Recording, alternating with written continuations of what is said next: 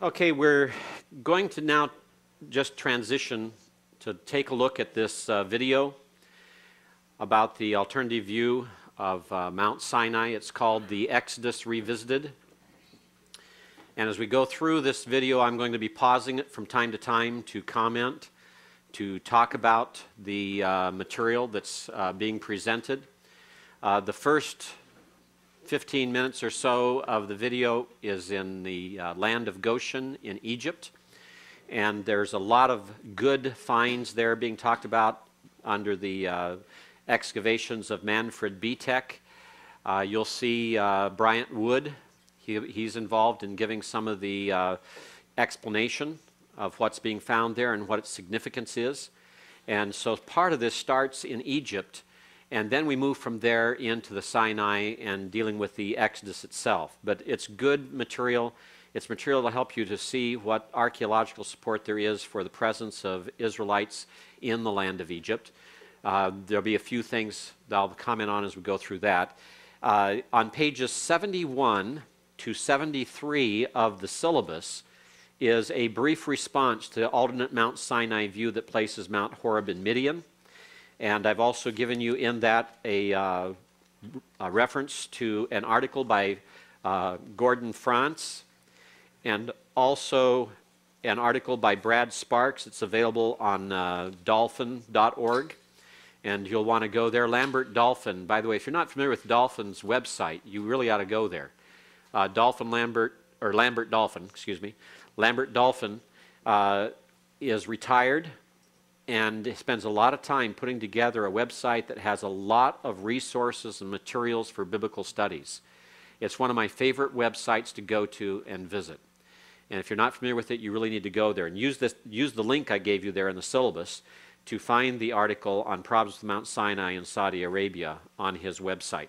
But this is kind of a general response to a number of the different arguments. I gave 15 different claims that are made and gave 15 responses.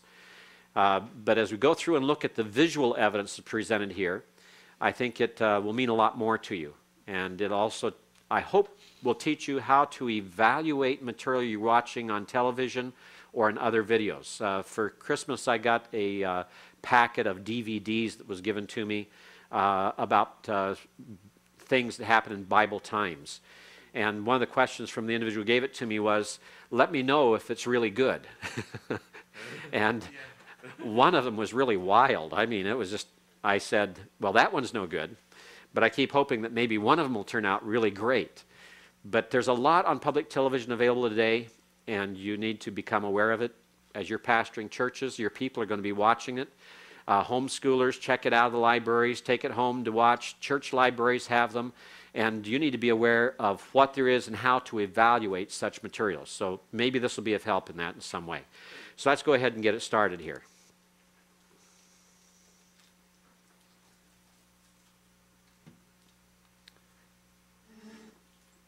Do I need to turn this up, Josh? Yes. Okay.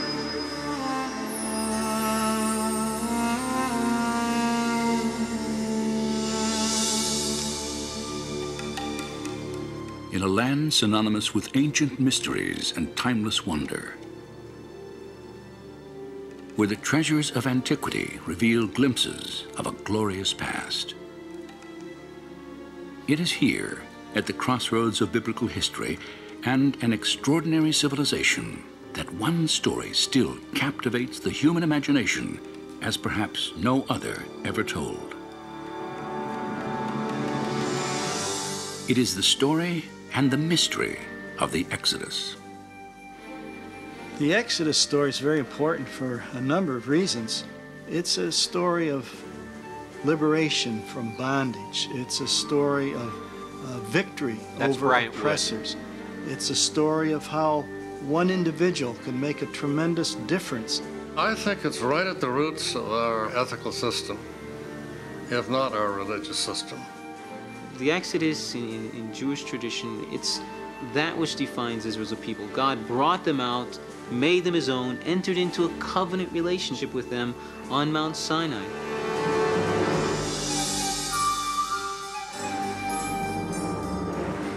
The Exodus story has endured for more than 3,000 years, and the power of its message and imagery is undeniable.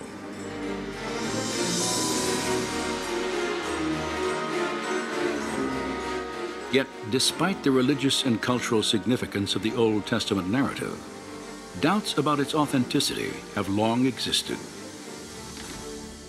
Scholars generally have rejected the historicity of the Exodus account, and this is because of this lack of direct evidence outside the Bible that would substantiate these events. And this is why you have in scholarly circles great skepticism about whether we can ever establish firmly a root of the Exodus, or even that there was an Exodus.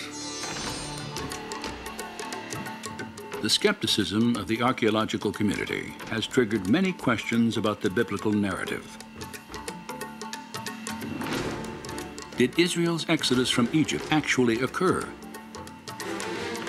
If it did, then why has so little evidence been unearthed? Were the people and events described in the biblical account real, or nothing more than elaborate fiction?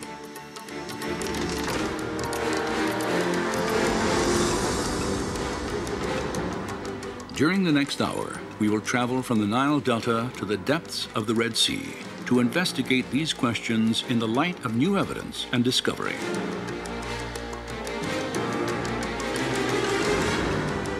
On this journey, we will explore and test the biblical record.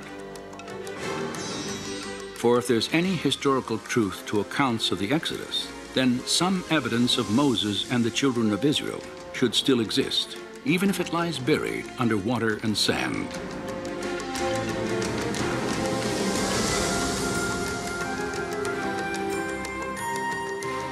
Join us now as we probe ancient mysteries to examine the Exodus story against the testimony of science, history, and archaeology.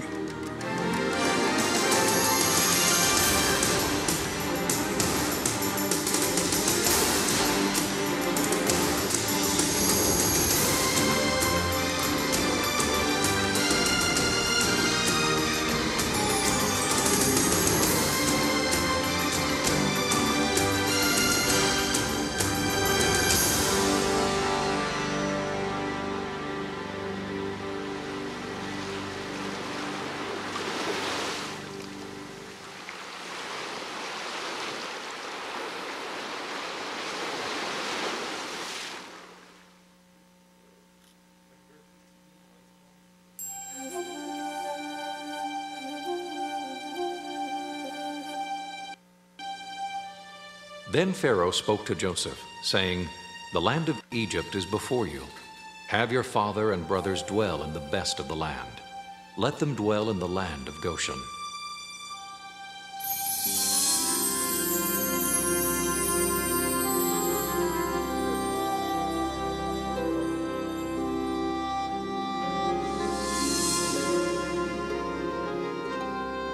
Any attempt to weigh the historical validity of the Exodus must begin here, in the Nile Delta, the biblical land of Goshen.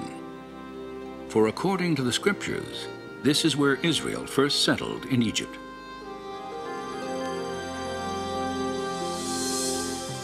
Nearly 4,000 years ago, the Hebrew patriarch Joseph, then a prisoner in Egypt, is said to have interpreted Pharaoh's dream foretelling 7 years of abundant harvest, followed by 7 years of devastating famine. After delivering this prophecy, Joseph was commissioned to oversee the harvest and storage of grain throughout the land. And when famine struck, news of Egypt's abundance spread quickly to its neighbors. There is, again, plenty of extra-biblical as well as biblical evidence of constant moving back and forth between Palestine and Egypt, particularly in times of famine. When famine ravaged Canaan, fear of starvation led Joseph's father, his 11 brothers and their wives and children, to leave their homeland and make the 200-mile journey southwest into Goshen. And as Egypt prospered under Joseph's leadership, a grateful pharaoh offered his family permanent sanctuary in the richest area of the empire. The biblical record dates these events at early in the 19th century BC. But have archaeologists ever confirmed that a significant Canaanite population once inhabited northeastern Egypt during this time? Over the past 4 decades, extensive investigation has established the presence of ancient Israel in the Nile Delta. In 1966, just outside the small town of Cantir, an Austrian research team headed by Dr. Manfred Bietek made the first of a remarkable series of discoveries. Ruins at an excavation site called Tel El Daba are remains of what is now believed to be the earliest Israelite settlement in Egypt. Studies of pottery fragments and construction techniques have verified that primitive mud walls here were once part of an unfortified village built by Canaanite farmers in the middle of the 19th century BC. Manfred Bietek's work has provided us with the only tangible evidence for the presence of Israelites in Egypt. The earliest Asiatic occupation at Tel El Daba is in Area F, Stratum D2. And this is a very interesting level because the people living there were pastoralists, living a very simple lifestyle. They had very small structures that they lived in, evidence for keeping animals in pens and so on. This dates to the time of Jacob, of Joseph. It's at the right place. It's an Asiatic culture. Obviously, these people were not local Egyptians. They had migrated into this area from the land of Canaan. And so this could very well be evidence for the Israelites in Egypt. While excavating in these cornfields, Manfred Bietek's team made another intriguing find. In a plot of land, later identified as Area F, they uncovered the ruins of a village. In this small village there in Stratum D2, dating to the time of Joseph, all the remains are Asiatic in nature. The material culture there is Asiatic, nothing is Egyptian. A map of the excavation site confirms its distinctly Israelite origins. And there was one house in particular which was larger than the other houses. And it was laid out in kind of a horseshoe fashion around a central courtyard. And okay, I want to stop there to make a comment. Keep in mind what he's talking about here with regard to this house, its structure, its courtyard arrangement, the horseshoe shape of it. Keep in mind several things. Number one, as we're talking about this house, it's only one house among all the dwellings. What would that indicate? Not necessarily a sanctuary. Pardon? No, a leader, right. A leader, a rich man, perhaps a leader in the community. This is a man of influence. His house is larger than any of the other dwellings in the area. His is the only one that has this type of structure.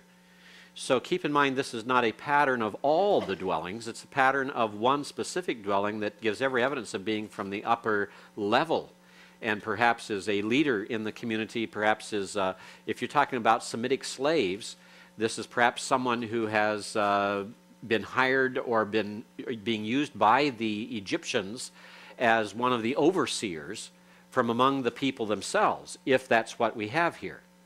Now, when we're talking about this being an Israelite house, that presents a second problem. We talk about Israelite houses of the same design, but when are those other Israelite houses built with the same design? When you first enter Canaan, what did God say to the people? You'll take over the houses that are built. You'll dwell in them. They're not building their own homes, their own houses.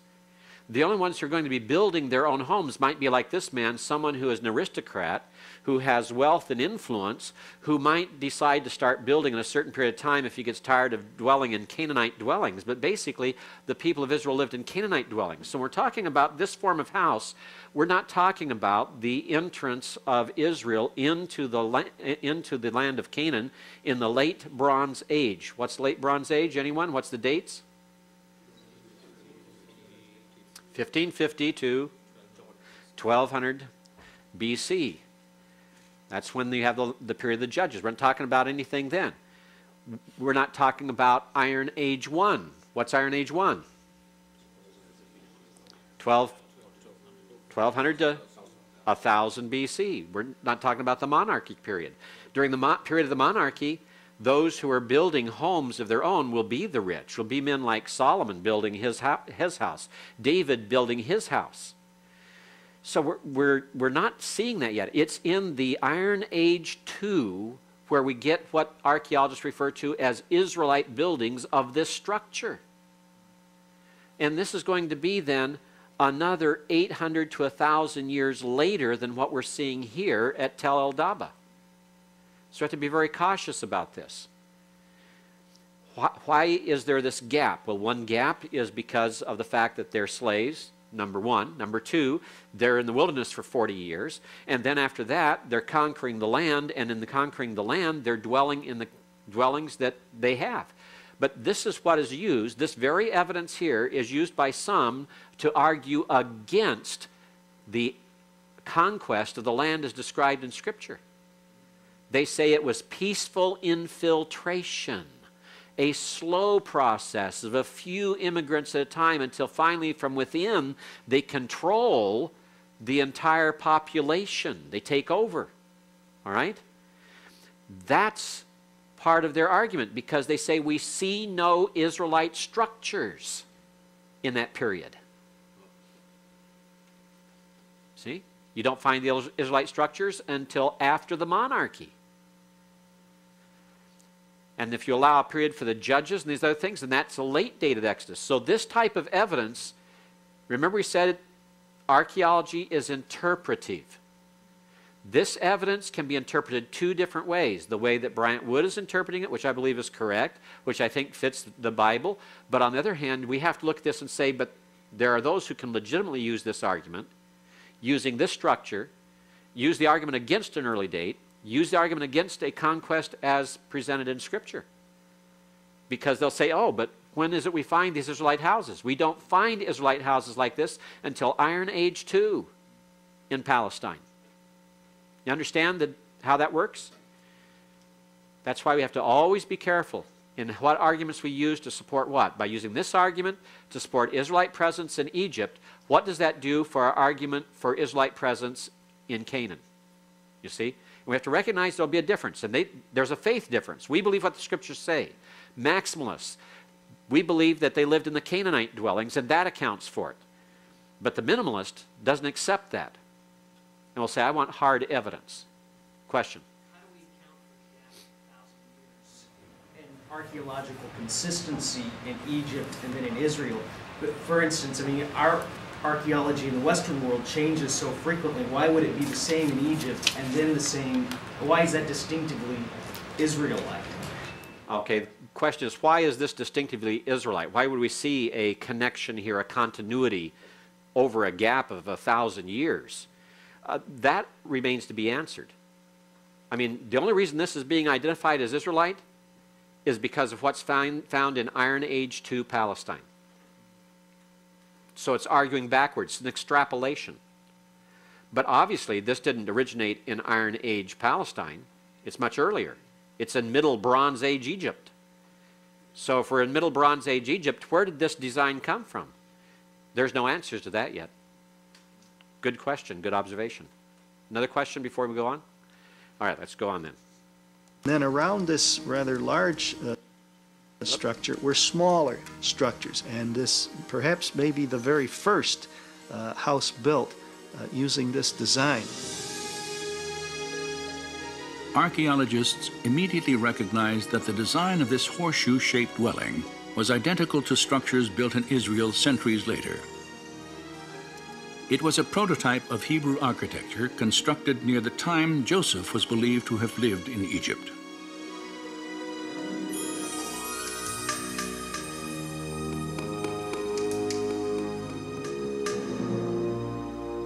And Joseph died, but the children of Israel were fruitful and multiplied, and the land was filled with them. Then there arose a new king over Egypt, who did not know Joseph. And he said, "Look, the people of the children of Israel are more and mightier than we. Come, let us deal with them, lest they join our enemies and fight against us."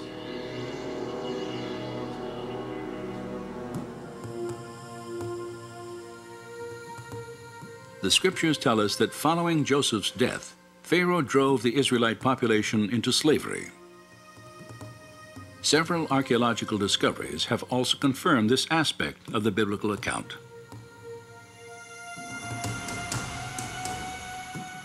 Excavations throughout the Nile Delta have unearthed walls of mud brick resembling those the Bible states were once molded by the hands of Israelite slaves.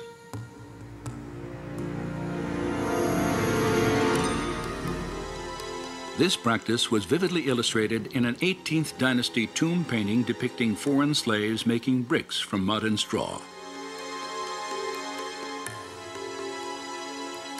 An inscription on the mural echoes the slave master's dreaded warning. "The rod is in my hand, be not idle."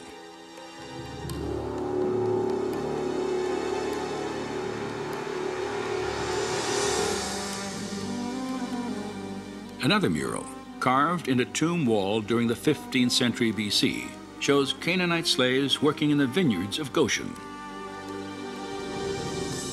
And fragments of the Brooklyn Papyrus, dating back more than 3,700 years, report the transfer of domestic slaves from one Egyptian owner to another. Each slave was listed by name. More than half the names noted were characteristically Hebrew.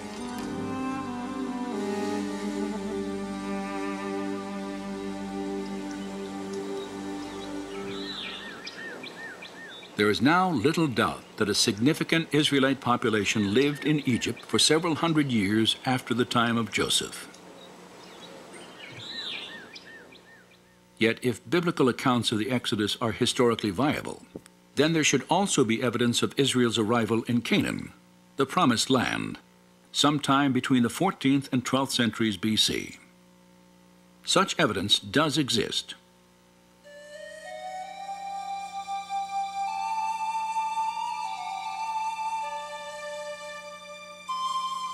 More than 3,200 years ago, the pharaoh Merneptah ventured out of Egypt on a military campaign through the land of Canaan.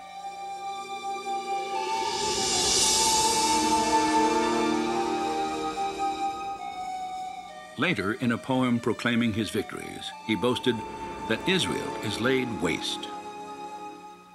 This inscription dates from about 1210 BC and establishes that the Israelites had arrived and settled in Canaan well before Merneptah's conquest at the end of the 13th century. Now, I want to stop here because you've read about the Merneptah Stela in Face of Old Testament Studies. You read about it in Archer's Survey of Old Testament Introduction. It is the primary piece of archaeological evidence that's utilized by those who hold to the late date of the Exodus. Now, later on, we'll go back and we'll take a good close look at that. I have a presentation later. We'll look at some of these inscriptions and we'll talk about it. But the evidence is around the fact that the classifier for the people that are named Israel on that stela is given as people who are nomads by many of those who are interpreting this. And we're going to have to respond to that. But that's what this very stela they were talking about, they were showing there. That entry is down toward the bottom. I was hoping that they would really zoom in on it and stop, but they don't. They just go on by it. But you can see that also in the Israel Museum, and they have it highlighted for you in white chalk so you can see where it's at on the stela. It's easy to locate. But that is an argument that is used for Israel still being nomads, not yet being in the land, 1210 BC. Which then puts the late date of the Exodus on the map. But there are problems with that we'll talk about later.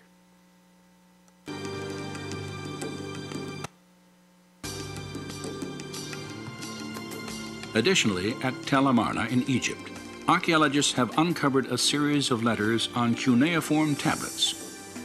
Many were authored by Canaanite rulers early in the 14th century BC. These letters contain desperate pleas to the Egyptian pharaoh Akhenaten for military assistance to defend Canaan from nomadic invaders. One of them warns that if Pharaoh does not act, all Canaan will be lost. The invaders were identified by the name Apiru. And this is kind of a generic term for stateless individuals, people who weren't connected with any particular urban center. And so the Israelites undoubtedly would have been referred to as either Apiru or Asiatics by the Egyptians. I do think that the term Apiru is the origin of the term Hebrew. Now, who is he? He's Frank Moore Cross. He is the heir to William Foxwell Albright and G. Ernest Wright. He was a student of William Foxwell Albright. He's considered the world's leading expert on Canaanites. Now, you have in your syllabus a final exam study guide. In the exam study guide, you have a list of names of people that you are to be able to identify for the final exam. The 7th name on the list is Frank Moore Cross. It's on page 90 of your syllabus.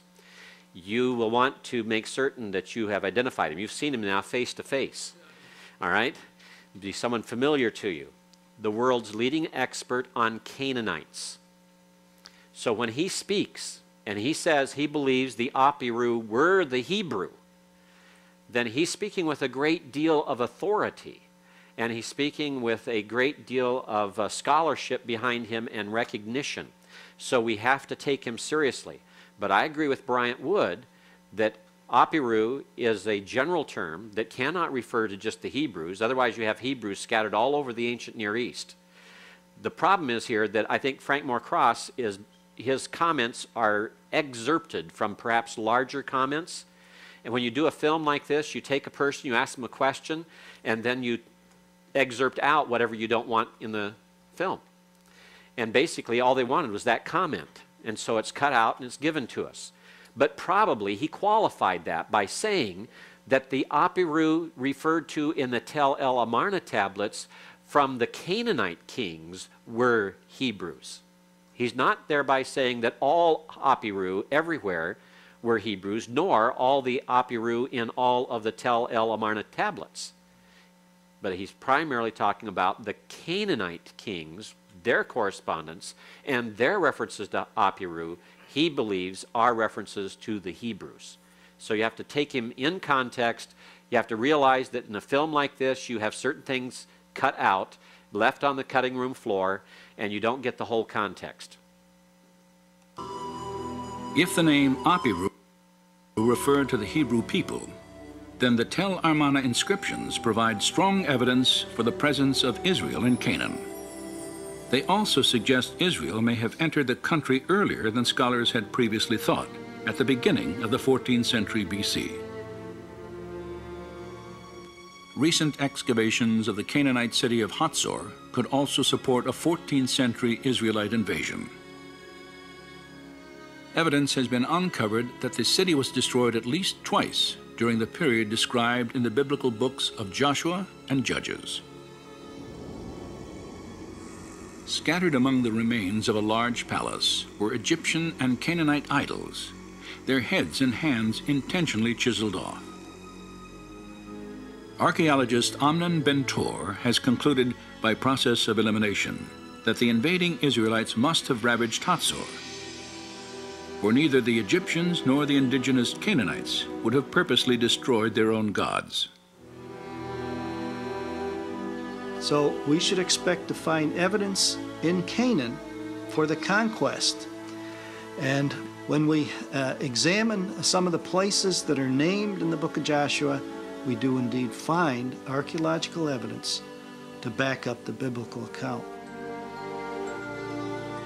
If archaeological evidence shows that Israel appeared in the Promised Land between 1400 and 1200 BC, and if it also documents a Hebrew population in the Nile Delta for centuries before these dates, then one conclusion follows. The Israelites must have migrated from Egypt into Canaan, and an exodus actually occurred. Now, notice the way that the makers of this film are letting you know that they believe the biblical record. That's one of the great things about this video. Their assumptions, their beginning assumptions are, number one, we can trust what the Bible says. These are made by maximalists, all right? These are made by men who are saying, if the Bible is true and these events took place, there should be some sort of evidence remaining to show us that these events did take place. They're not claiming that there has to be evidence for every event that took place during that period of time, but there should be something in all that time. And they're finding some pieces here and there that help to argue for it. And basically they're arguing for an early date, although I don't know how Kierkegaard, who's on here later, and how Frank Moore Cross handled that, because they may feel like they're being misrepresented in this, because this video basically takes an early date of the Exodus, agreeing with Bryant Wood. The other two men hold to a late date of the Exodus. But notice how cautious they were also. They said there was a migration, and they said somewhere between 1400 and 1200 BC. So they've left it all open, in essence. But you can hear here and there that there is a prejudice behind it, all right? There is the faith here that the Scriptures are accurate, the Scriptures are correct, and there really was an early date of the Exodus. And as you go through, the Exodus is not a peaceful infiltration, all right? It's something very different. As it goes on now, you'll get more of that. But this is one of the great things about this video. It's assuming that the Scriptures are accurate. And therefore, we're going to test what we find against the Scriptures. And they'll repeat that again and again. It's something to be appreciated.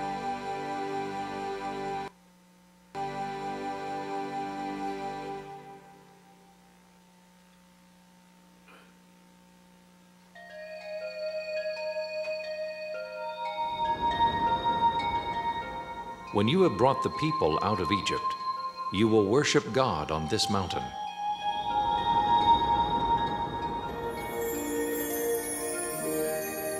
If an exodus took place, then a new question arises. What path did the children of Israel follow in their flight from Egypt? Any attempt to test the biblical record must focus along the route that the Bible itself specifies.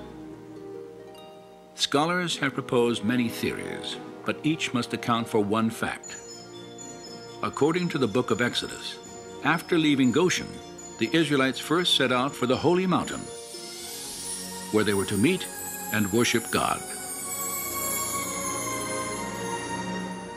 Moses and his people traveled to a mountain known in the Scriptures by two names, Horeb and Mount Sinai. Controversy has long surrounded its actual location.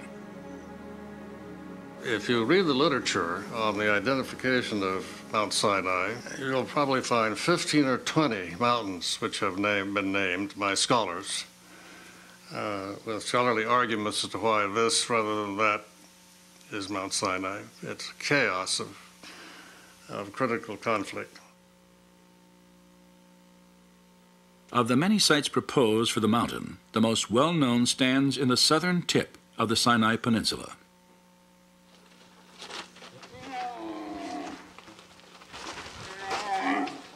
Each morning throughout the year, pilgrims from around the world climb to the 7,500-foot summit of what is generally considered to be Mount Sinai.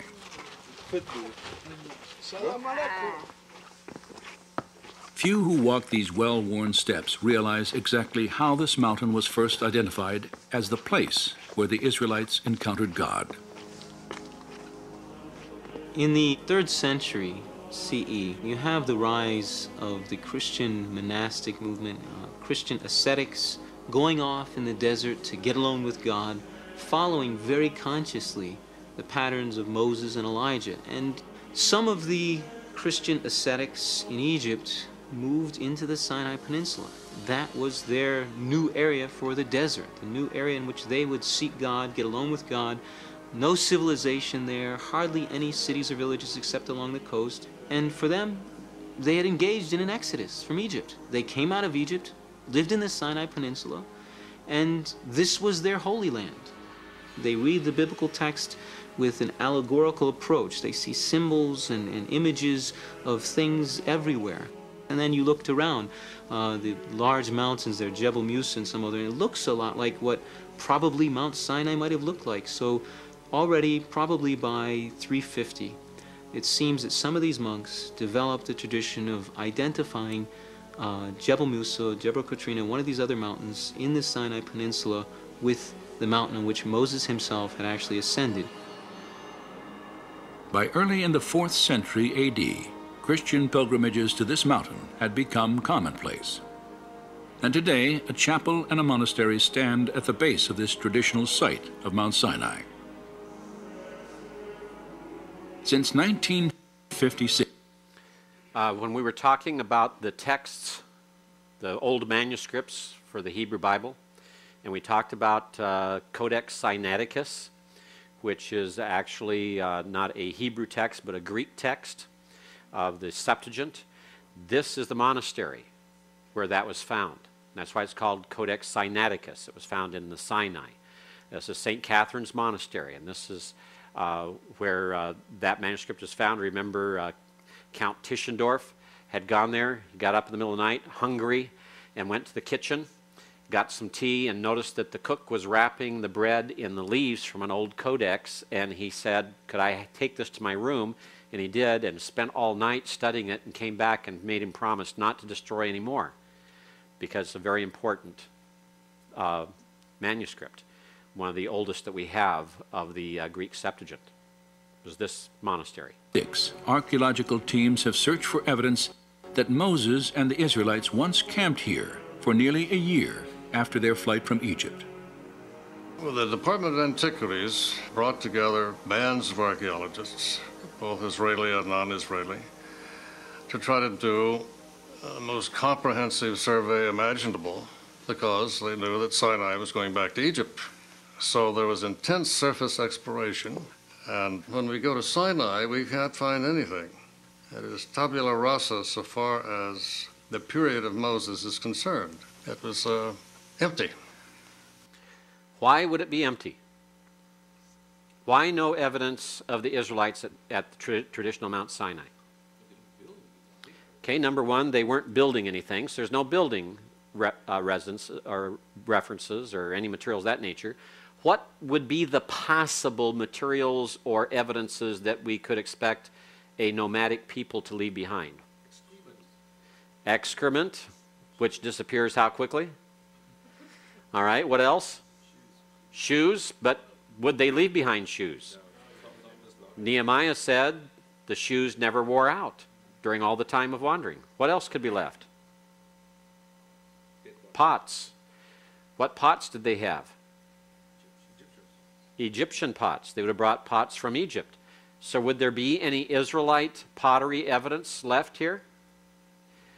And how much Egyptian pottery evidence would they leave behind?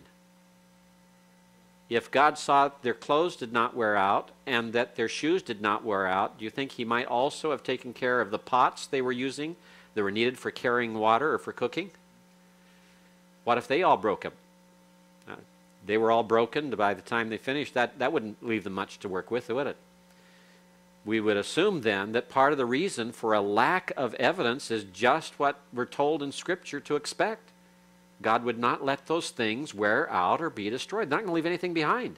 They're a poor people. They're a people on the run. They're a people that need everything they have. All of the things that were of value they put into the building of the tabernacle. The tabernacle they carry everywhere with them. What about animals?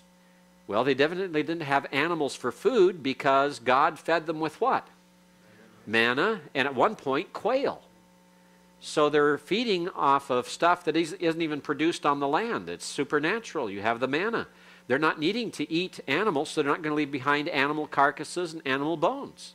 You say, well, what about the sacrifices that are offered at the tabernacle? Well, most of those were burned up completely, right? And then you have others that would be eaten, like the fellowship offerings, and there'd be bones from them. But more than likely, a nomadic people would probably keep some of that for other usage of different kinds. We have no idea. And then even if they did leave some behind, what happens to animal bones?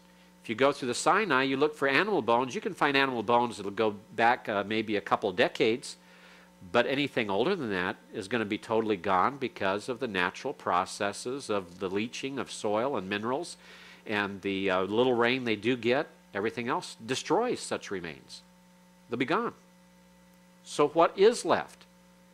Carvings on the rocks, graffiti, right? They don't find much.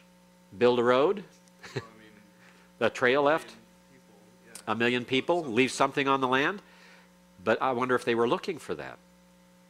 Then again, you wonder if God was taking care of them the way he did. Maybe he made certain that there was no remnant left of their passing to begin with.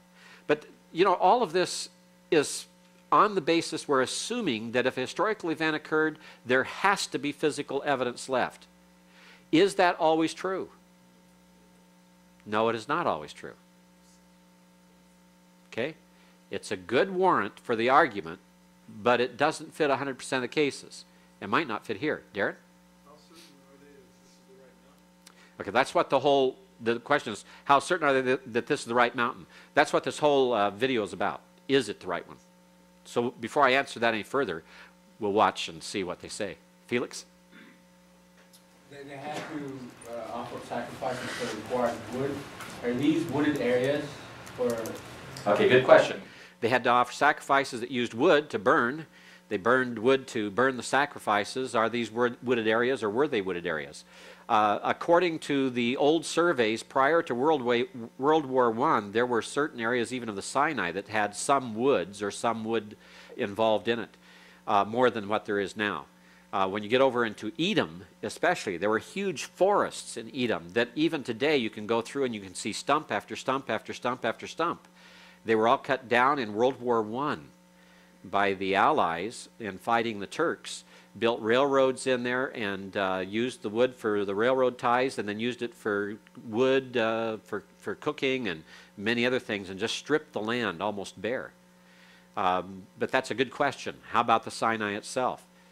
There seems to have been one time more wood than there is now, but whether there was then, that's another question. There was definitely wood because the man was stoned to death picking wood on Sabbath. All right, picking up wood, notice. He was picking up pieces that would be small enough, not necessarily large trees. All right? Yes? Maybe this would be taken away by erosion as well, but I mean, a massive amount of people perished in the wilderness, burial sites or something. Would that be something that we could expect to find, or would we say, no, after all this time, it would be all? All right, good question. What about the burial of the entire generation that died in the wilderness? All except Caleb and Joshua died without entering the land. And Miriam and Aaron and Moses died just prior to entering the land. So what about their carcasses? What was left of them? Did they bury them? Whatever. I'm going to leave that for now, because they have what they think is a possible answer to this that we'll have to discuss. All right, so let's go on then. When it was under Israeli control, they found nothing really which would suggest Israelite interest in that area. Out of over 8,000 inscriptions from the southern half of the Sinai Peninsula, only a handful are Hebrew or Aramaic, hardly any. And so the tradition of identifying one of the mountains in the Sinai Peninsula with the Mountain of Moses was a Christian invention, purely a Christian invention, without any Jewish precedence whatsoever. No Jews were ever interested in the Sinai Peninsula with any respect, anyway, to Moses. Does the lack of Hebrew tradition and archaeological evidence discredit the biblical record, as many skeptics have argued? Or does it indicate that Mount Sinai stands somewhere other than the Sinai Peninsula? On this second question, the Bible appears to speak quite clearly.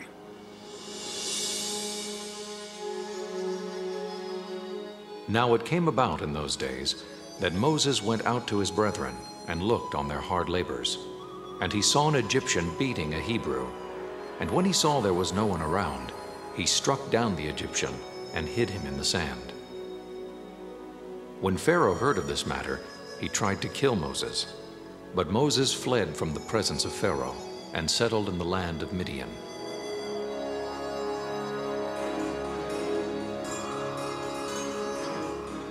The scriptures indicate that 40 years before the Exodus, Moses fled from Pharaoh by traveling east to Midian, an ancient territory located entirely in what is now Saudi Arabia.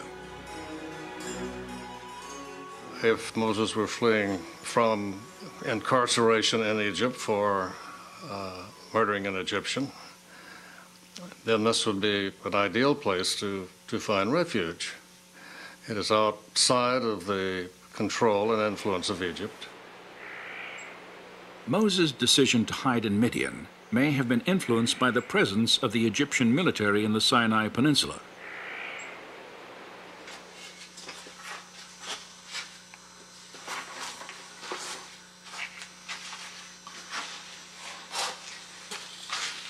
"3,500 years ago, Pharaoh's soldiers supervised the construction and operation of copper and turquoise mines throughout the southern Sinai.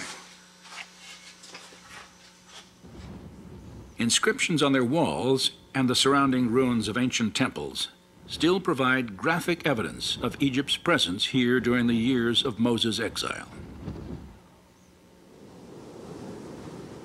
It is doubtful that, as a fugitive, Moses would have lived or traveled anywhere in the South Sinai with an army committed to his capture close at hand. Now, they're finished talking about that. What did they leave out? Well, they talked about the turquoise mines, but what did they leave out? The Semitic inscriptions. Now, remember earlier, Kirkeslager mentioned that there were a handful of Hebrew and Aramaic inscriptions found in the Sinai, but nothing of any significance or any great amount. But there's one place at Semitic el-Qadim, mentioned in our textbook by Archer, mentioned also in Face of Old Testament Studies. At Semitic el-Qadim, where these turquoise mines were located, there are inscriptions in the mines and on the walls of the wadi outside those mines that are in Semitic script that date back prior to 1600 BC. Now, they ignore that here. They did not mention it here. They're on the site. They're showing you pictures. One of the pictures was a head of the goddess Hathor, the Egyptian goddess Hathor, at the Hathor temple at Semitic el-Qadim. The turquoise mine they're going through is in the Wadi Kitab, the Wadi of the Writings. They don't say a word about it. Why? You have to ask yourself why. Why omit this significant information? It doesn't really contribute to what they're trying to prove, number one. Number two, even from our viewpoint, that doesn't prove where Mount Sinai is about those inscriptions. But I think that it does tell us something else. It tells us that perhaps they haven't really looked at the old pictographic Semitic writings in the Sinai as opposed to looking for specifically Hebrew and Aramaic. And the question comes, are there other places in the Sinai that have Semitic inscriptions that would be along the route of the Exodus that might be of the same nature as those at Semitic el-Qadim and could have been written by Israel? Now, I've not seen anything published on it, but I've had two people from Israel mention to me that there have been finds of those kind of inscriptions in the Sinai. And I'm waiting for them to be published, waiting to see what happens there. But it means that if they do find them along the route of the Exodus, there could be graffiti of Semitic origin left behind that they're saying in this film that there's none. The prospects of sanctuary in Midian, however, were far greater.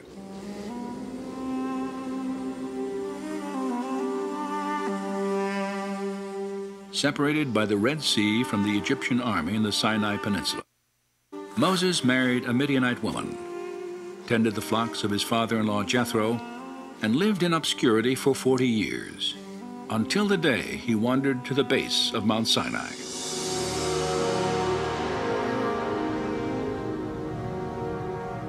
There, God spoke through a burning bush and revealed his plan to free Israel from bondage.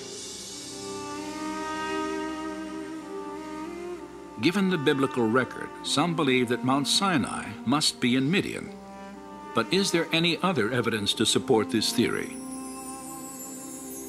Several Jewish documents, some written 600 years before Christian traditions, locate the mountain of God in Midianite territory.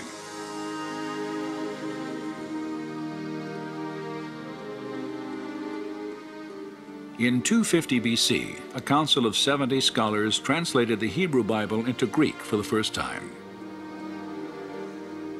Their translation of the Exodus account presupposed that Mount Sinai stood in the Arabian Peninsula. 3 centuries later, the Jewish philosopher Philo placed the mountain east of the Sinai Peninsula and south of Palestine. At the same time, the Apostle Paul, who was educated under the Rabbi Gamaliel, also located Mount Sinai in Arabia. So Paul and Philo, when they use the word Arabia, they're not thinking of the Sinai Peninsula. Once again, I think that point needs to be emphasized very clearly. The terminology, Arabia, in the first century, Greek geographers usually have in mind the Arabian Peninsula. That's how that term is used. Perhaps the most specific description of Mount Sinai's location can be traced to the first-century historian Josephus, who wrote, "It was the highest of mountains, near the city of Madian." Shortly after this account, Madian was identified in the Arabian Peninsula by the Greek geographer Ptolemy. And 1900 years later, archaeologists excavated this city that, according to ancient records, had once stood near Mount Sinai. The ruins of Madian lie just outside the modern-day town of Al-Bad, near Saudi Arabia's northwest coast. Josephus and other texts seem to be fairly clear in Jewish tradition in locating Mount Sinai somewhere in the region around the city of Madian.